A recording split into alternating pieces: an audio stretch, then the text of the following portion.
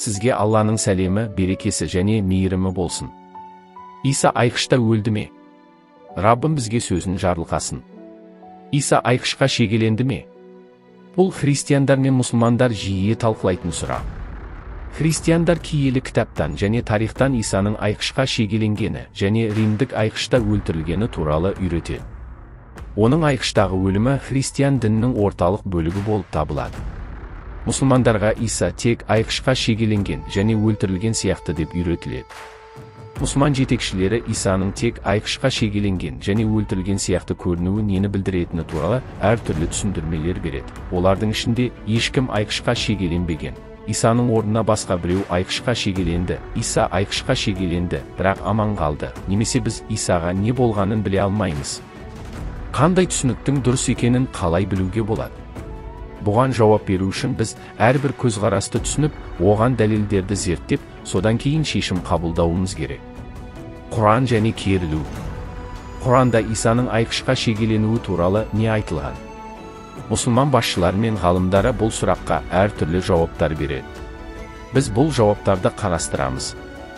Содан кейін біз өлең жолдарын өзіміз оқып, қай жауаптың мағыналы екенін бағалаймыз. Айқышқа шегеленудің исламдық түсіндірмесі. Түсіндіру 1. Ешкім айқышқа шегеленбеген. Бұл аян болды.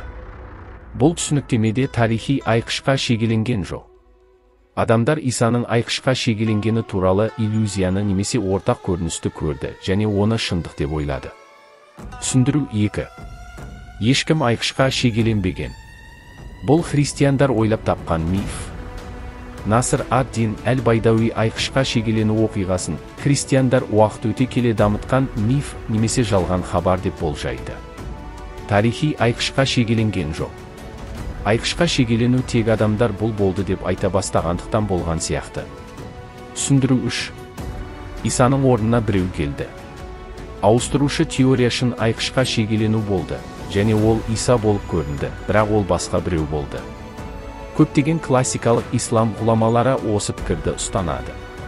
Орынбасар идеясы Құраннан немесе Мұхаммедке берілген түсініктемеден емес, Құранды басқа тәпсіршілерден шыққан.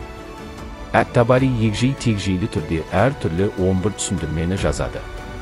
Кейбіреулер оны алмастырушы ерікті шәкірт болды, немесе римдіктер қателесіп барабаны немесе кирендік Шимонды айқышқа шегелет немесе Исаға опасыздық жасаған үшін жазаланып жатқан Иехуда деп айтады. Түсіндіру 4. Не болғанын білмейміз. Бұл көзқарас біз Құран аяттарында айтылғаннан артық ештеңе біле алмайтынымызды айтады. Ал аяттарда тек яһуди басшылары Исаны айқышқа шегеді немесе өлтірмеді, бірақ олар солай көрінгенімен. Нақты не болғанын Құраннан білмейміз. Бұл пікірді 20 ғасырдың маңызды комментаторлары Абдул-Ла Маудуди мен Саид Құтб ұстанады. Құран кәрімде яһудилердің Исаны өлімге қия алмағанын және оны Аллахтың өзіне қайта тірілтетінін ашық түрде баяндайды. Бірақ бұл мәселенің мәні мен егжей-тегжейлері туралы үнсіз, және Аллах оны тән мен жанды бірге тірілтті ме, жоқ па деп ашық айтпайды.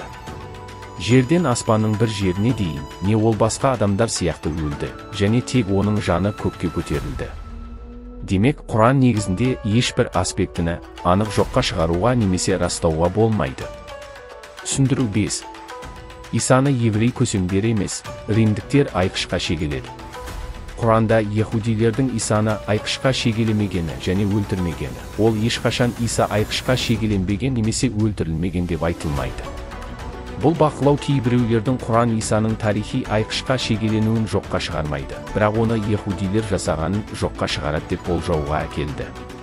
Олардың айтуынша, Исаны айқышқа шегелеген римдіктер, және ол тек яһудилер сияқты көрінді. Түсіндіру 6. Исаның денесі айқышқа шегеленді, бірақ оның жаны ұйқыға кетті. Бұл түсініктемеде Исаның жаны өлмей-ақ денесін тастап кеткені, және тек оның денесі айқышқа шегеленгені, сондықтан ол өлгендей болып көрінгені айтылады. Бұл идея Құрандағы Құдай жанымызды өлгенде ғана емес, ұйықтағанда да алады деген ілімге негізделген. Құдай жандарды өлген кезде алады, ал өлмегендер ұйқыда. Сондықтан Иса айқышқа шегеленгенде шаршағандықтан есінен танып, ұйықтап жатқандықтан оның жанын Құдай алып қайтармаған. Сенбейтіндерге олар Исаны өлтірген сияқты көрінді, бірақ өлтірген жоқ. Түсіндіру 7. еврей Талмудын жоққа шығару. Бұл түсіндірмеде Құран еврей Талмудында көрсетілгендей Исаның өлімін жоққа шығаратынын айтады. Талмудта Исаның таспен ұрылғаны, содан кейін айқышқа шегеленгені айтылады. Құран оны таспен ұрған жоқ, сосын осылай айқышқа шегеленді деп түзетеді дейді. Осылайша Құран Талмудтағы еврейлердің есебін жоққа шығарады, бірақ киелі кітаптағы христиан есебін емес. Түсіндіру 8. Иса айқышқа шегеленді, бірақ аман қалды. Ахмадия бір мұсылмандар және Шабир Али Исаның айқышқа шегеленгеніне сенеді. Ол есінен танып, өлі болып көрінді, бірақ аман қалды. Сондықтан айқышқа шегелеу оны өлтіруде ғана сәтті болды. Құранды үйреткен кезде Ахмед Дидат Исаға не болғанын түсіндіруден бас тартты. Алайда ол бірнеше рет киелі кітап Исаның айқышқа шегеленгенін, бірақ аман қалғанын үйретті. Түсіндіру 9. Иса айқышқа шегеленді, ал Құран оны шейіт ретінде сипаттайды. Бұл түсіндірме Құран шейіттердің өлгенін жоққа шығаратындай Исаның өлімін жоққа шығарады. Бұл Құрандағы шейіттер тек өлі болып көрінеді, және олардың рухтары Аллаға апарылады деген ілімге негізделген. Демек, Құран айқышқа шегеленудің көзге көрінбейтін шындықтарын сипаттайды. Түсіндірме 10. Иса, Құдай сөзі және Құдайдың сөзі ешқашан өлтірілмейді. Бұл түсіндірмеде Құранның Исаға Құдайдың сөзі деген атақ бергені және Құдайдың хабары мен сөзіне қарсы күрескендердің, көрініп тұрса да, ешқашан жеңіске жетпейтіні айтылады. Құран біз жоғарыда айтқанымыздай, Мәсіхтің өлімін жоққа шығармайды. Керісінше, ол Құдай сөзін, Құдайдың елшісі Иса Мәсіхті жеңеміз деп ақымақтықпен өздерін алдап кеткен адамдарға қарсы шығады. Қорытынды, түсініктемелердің қаншалықты әртүрлі екенін, және олардың қаншасы Исаның айқышқа шегеленуіне қатысты екенін көру таң қалдырады. Мұсылман болсаңыз, қандай түсініктемеге сенесіз? Құранды дұрыс түсіну. Біз қазір исламның 10 түсіндірмесін зерттедік және Құранды өзіміз оқитын кез келді. Құран барлығын оқуға шақырады, бірақ оны қалай дұрыс түсіндіреміз? Ислам ғұламалары Құранды түсіндірудің ең маңызды әдісі Құранды түсіндіруге мүмкіндік беру екенін айтады. Құран мақсат бірлігі бар бір тұтастық болып саналады. Бұл Құранның қиын бөлімдері немесе аяттары мәтіннің басқа бөлігінде нақтыланғанын білдіреді. Бір аяттың екінші аятпен түсіндірілуі Құранды Құран арқылы тәпсірлеу деп аталады, және көптеген тәпсіршілер тәпсірдің ең жақсы және ең беделді түрі деп санайды. Және бұл Құранның өзі үшін мәлімдегені. Біз саған әр нәрсенің түсіндірмесі ретінде кітапты, Құранды түсірдік. Сондықтан алдымен Құранның өзін түсіндіруге мүмкіндік беруіміз керек. Осыдан кейін біз хадистер сияқты басқа дерек көздерге жүгіне аламыз. Құранды өзіміз оқимыз. Құран 4, 157, 158. Олар, кәпірлер, біз Алланың елшісі Мәриям ұлы Иса Мәсіхті өлтірдік деді. Бірақ олар оны өлтірмеді, айқышқа шегеде салмады, бірақ бұл оларға осылай көрінді. Ал бұл туралы келіспейтіндер күмәндануға толы, ешбір білімсіз, бірақ олар оны өлтірген жоқ. Керісінше, Құдай оны өзіне көтерді. Бұл өлеңдер әдетте айқышқа шегеленуді теріске шығару деп түсініледі, бірақ олар нені растайды және жоққа шығарады. Байқасаңыз, олар Иса айқышқа шегеленбеген немесе өлтірілген жоқ демейді. Керісінше, олар сенбейтіндерге Исаны өлтіріп, айқышқа шегелегендей көрінді дейді, бірақ олай етпеді. Бұл басқа нәрсе. Аяттар оның әркімге көрінгенін емес, кәпірлерге қалай көрінгенін айтады. Екіншіден, аяттарда Исаның Құдайға көтерілгені айтылады, бірақ оның тәні де, жаны да болды ма, әлде оның жаны болды ма, сондықтан ол қандай мағынада Құдайға көтерілді. Міне, осы сұрақтарға байланысты мұсылман ғалымдары Исаның не болғанын әртүрлі түсіндіреді. Сонымен өлім жолдары нені білдіреді? Олар Алланың елшісі Мәриям ұлы Иса Мәсіхті өлтірдік деді. Бірақ олар оны өлтірмеді, айқышқа шегеде алмады. Біреуді өлтірдім деп мақтанады, сосын Құдай оны өлтірмедің деп айту деген не? Құранның қалған бөлігі бұл идеяны қалай түсінеді? Құранның келесі аятта осыған ұқсас ойы бар. Сен оларды өлтірген жоқсың. Құдай оларды өлтірді. Құран 8:17. Бұл аят Мұхаммедтің дұшпандарын өлтіреміз деп мақтанған жихадшыларға, мужахидтерге қатысты айтылған. Оларды өлтірмегендерін айтты. Бәдір шайқасында жихадшылардың адамдарды өлтіргені күмәнсіз, бірақ Құран оны басқаша түсіндіреді, және олардың өлтірмегенін айтады. Бұл Құранның айқышқа шегелену туралы айтқанына ұқсас. Мұны тереңірек түсіну үшін исламның өмір мен өлім ұғымын түсінуіміз керек. Құранда жанды шынымен беретінде, алатында Алла ғана. Алланың рұқсатынсыз ешбір жан өлмейді. Біз тірілтеміз, және өлтіреміз, және сапарда өзімізге. Яғни Құран бойынша жан беремін, алам деп мақтана алмайсың, өйткені мұны тек Алла ғана жасайды. Демек, Құран жихадшылардың Мұхаммедтің дұшпандарын өлтіргенін, ал кәпірлер Исаны өлтіргенін жоққа шығарғанда, тарихи шындықты жоққа шығармай, Алланың өмір мен өлімді басқаруы туралы айтылған сияқты. Өмір мен өлімнің Құран үйрететін тағы бір қыры бар, ол ұйықтап жатқанда Алла жаныңды алады. Құдай жандарды өлген кезде алады, ал өлмегендер ұйқыда. Ұйқы ислам теологиясында өлімнің бір түрі болып саналады. Ислам діні бойынша Құдай сені өлтірмей-ақ жаныңды алады. Демек, Құранда Исаның жанын айқышта шаршап ұйықтап жатқанда Құдай алды, сондықтан Исаның жаны өлтірілмей алынды деп айтуы әбден мүмкін. Келесі бөлім келесідей. Бірақ оларға осылай көрінді. Құран 4:157. Біреудің өлі болып көрінуі нені білдіреді? Құранның қалған бөлігі бұл идеяны қалай түсінеді? Мына аяттарды қарастырайық. Алла жолында өлтірілгендерді өлі демеңдер.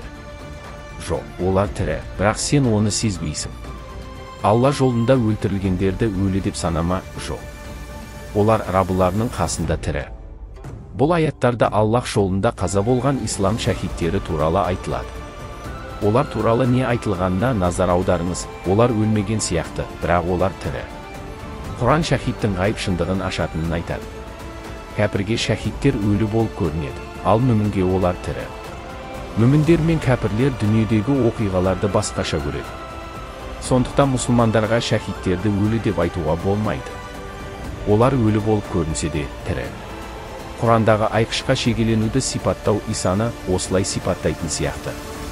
Келесі бөлім келесідей. Ал бұл туралы келіспеушіліктер күмәнға толы, ешбір білімсіз, тек жорамалға толы, өйткені олар оны өлтірген жоқ. Құран 4:157.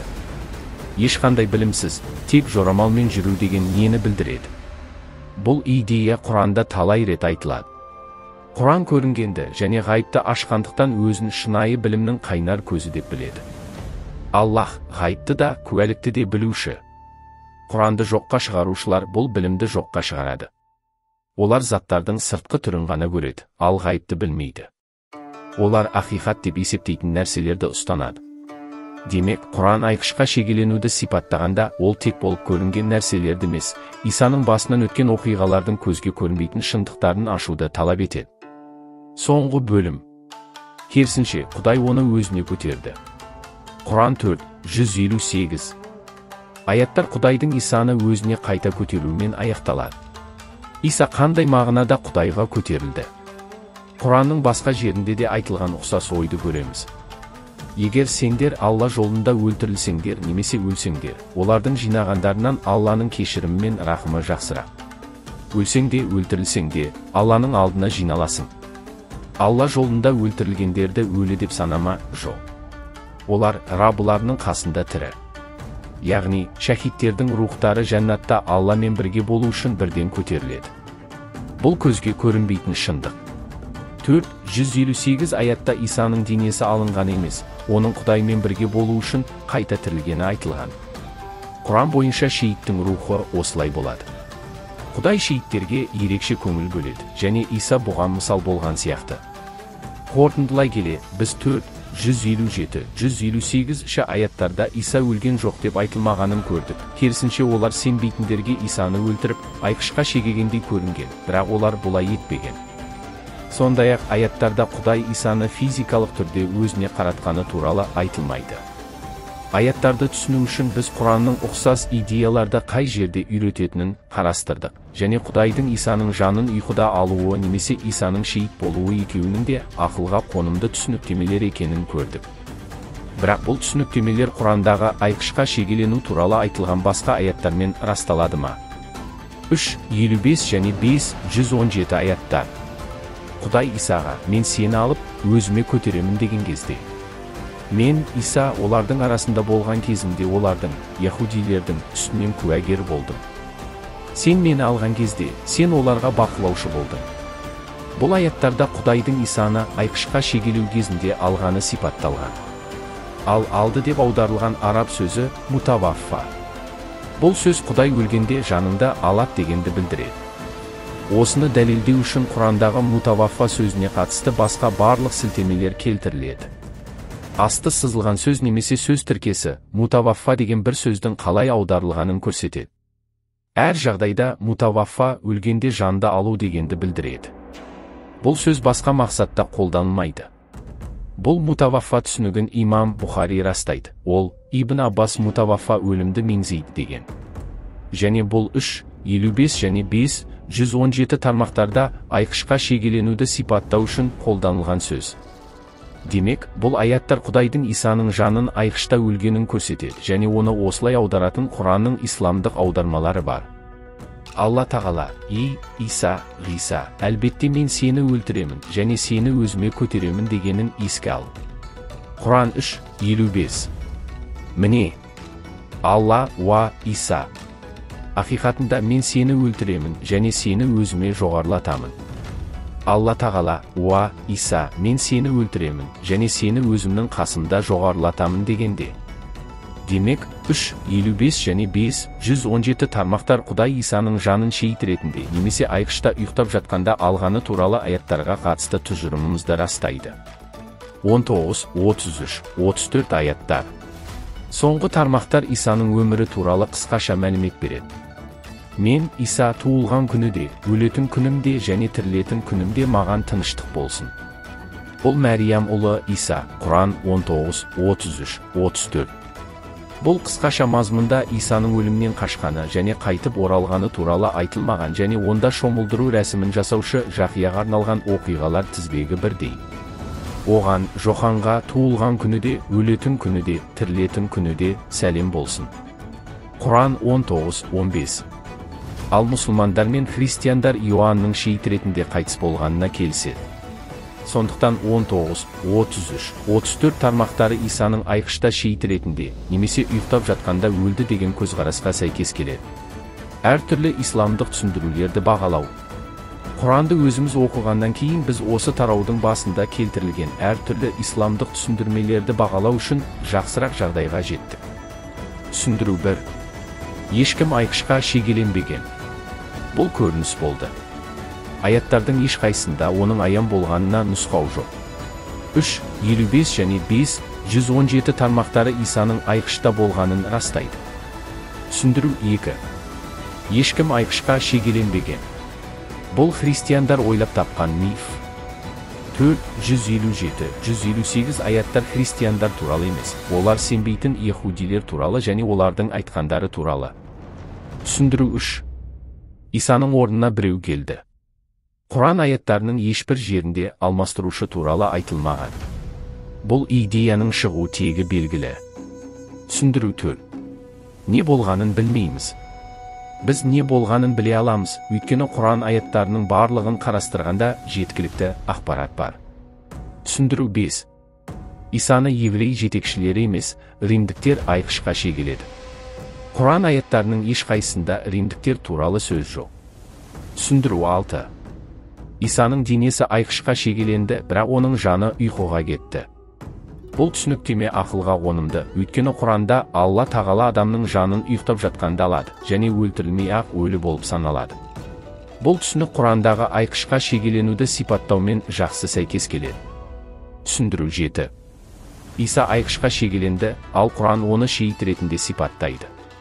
Бұл түсініктеме ақылға қонымды, өйткені Құрандағы шейіттің тек өлі болып көрінуі және олардың рухының Құдайға жеткізілуі Құрандағы айқышқа шегелену туралы сипаттамамен жақсы сәйкес келеді. Түсіндіру 8. Иса, Құдай сөзі және Құдайдың сөзі ешқашан өлтірілмейді. Айқышқа шегелену туралы аяттардың ешқайсында Исаның Құдай сөзі екендігі туралы ешқандай белгі жоқ. Сондықтан біз әртүрлі түсініктемелерді бағалайтын болсақ, Исаның жаны ұйықтап кетуі немесе шейіт болуы ең жақсы түсініктемелер. Қорытынды. Бұл тарауда біз 4, 157-158 аяттарда Иса айқышқа шегеленбеген немесе өлтірілген жоқ деп айтылмағанын көрдік. Керісінше, олар кәпірлерге Исаны айқышқа шегелеп өлтіргендей көрінгенін айтады. Бірақ олар мұны істемеді. Керісінше, Құдай Исаны өзіне қайта тірілтті. Содан кейін біз 3, 55 және 5, 117 тармақтарды және олардың Құдай Исаның жанын айқышта өлтіргенін қалай айтқанын қарастырдық. Бұдан мынадай қорытындыға келуге болады. Құранда Исаны айқышта өлуіне кәпірлер емес, Құдай себепкер болды. Ал Құдай Исаны өзіне алды. Шахидті немесе жанды ұйықтап жатқанда алуы мүмкін. Құран өзін осылай түсіндіреді. Сіз келіспейсіз және Құран басқа нәрсе айтып жатыр деп ойлауыңыз мүмкін. Олай болса, барлық аяттарды ескеретін жақсырақ түсіндірме беру керек. Біз киелі кітапты оқығанда Исаның айқышқа шегеленгенін анық көреміз. Иса айқышқа шегеленетінін айтты. Інжілде оның болғаны туралы жазылған, ал шәкірттері оның айқышқа шегеленгеніне куәлік етеді. Бұл киелі кітапта айтылған. Киелі кітапта бұл арамдық деп жазылғанын жоққа шығару. Алдымен біз исламның 10 түсіндірмесін қарастырдық. Кейбіреулер ешкім айқышқа шегеленбеген, кейбіреулері Иса айқышқа шегеленбеген, басқалары ол болды, ал басқалары біз біле алмайтынын айтты. Содан кейін біз Исаның айқышқа шегеленуі, өлімі және қайта тірілгені туралы айтатын барлық аяттарды қарап шықтық, және олар бірге Исаны айқышта өлтіруге сенбейтіндер емес, Құдай себепші болғанын айтады, және Құдай Исаны өзіне алды. Сірә ол шейітті немесе жанды ұйқыда қабылдайды. Құран крестке шегеленудің көзге көрінбейтін шындықтарын ашамыз деп отыр. Біз киелі кітапта Исаның айқышқа шегеленгені анық екенін көреміз, сонымен қатар киелі кітаптан тыс тарих. Сондықтан барлық дәлелдерді қарастыра отырып, біз Иса айқышқа шегеленген деп қорытынды жасауға болады, және бұған күмәндануға негіз жоқ. Оның өлімі, айқышқа шегеленуі және қайта тірілуі туралы Мәсіхтің өзінің және оның әулие елшілерінің көптеген пайғамбарлықтары мен мәлімдемелері бар, және барлық кітапта Құдай Мәсіхті айқыштан құтқарып, оны басқасымен алмастыратыны туралы бірде-бір көрсеткіш жоқ. Бірақ керісінше, Құдай өзін құрбандыққа шалып, оны күнәкарлар ретінде кешіргенін және оған сенгендердің барлығының күнәларын кешіретінін айтады. Өзіңді сүйген және сенің орныңа айқышқа шегеленіп өлген Мәсіхке сеніңдер. Өйткені Құдай заңында былай делінген, күнәнің жазасы өлім. Өйткені бұл сіздің кешірім мен мәңгілік өмірге апаратын жалғыз жолыңыз. Асқақтай бер, Құдай көкке, даңқың бүкіл жер бетінен асқақтай берсін. Өйткені Құдай әлемді соншалықты жақсы көрді, және күнәларымыз үшін жаза және шейіт ретінде біздің орнына айқышта өлу үшін ұлын берді. Иеміз Иса, саған бәрі даңқ болсын, өйткені сен айқышта, бұл аяқталды деп айтқанда, заңның талаптары мен Құдайдың әділдігін орындадың. Біздің қарғысымызды, күнәларымызды өз мойнына алған және Құдайдың рухани ұлына сену арқылы бізге әділдігіңді сыйлаған саған даңқ болсын. Сен де әкең сияқты Құдайсың. Әмин.